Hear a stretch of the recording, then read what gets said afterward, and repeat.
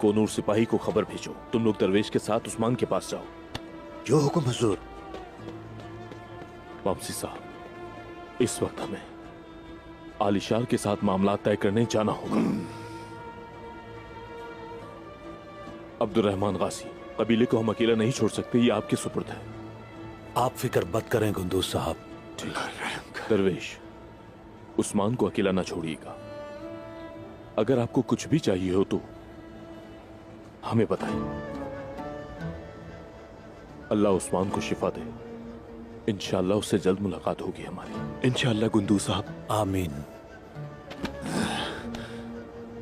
अब्बास का गम अभी भी मेरे दिल में ताजा है।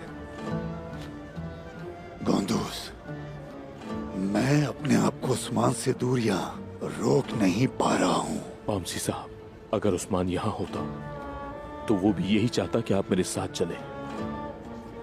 आपको क्या लगता है सिर्फ शाहीन और तमीर जी ही गद्दार हैं? हम गद्दारों में घिरे हुए हैं, हमें मोहतात रहना होगा।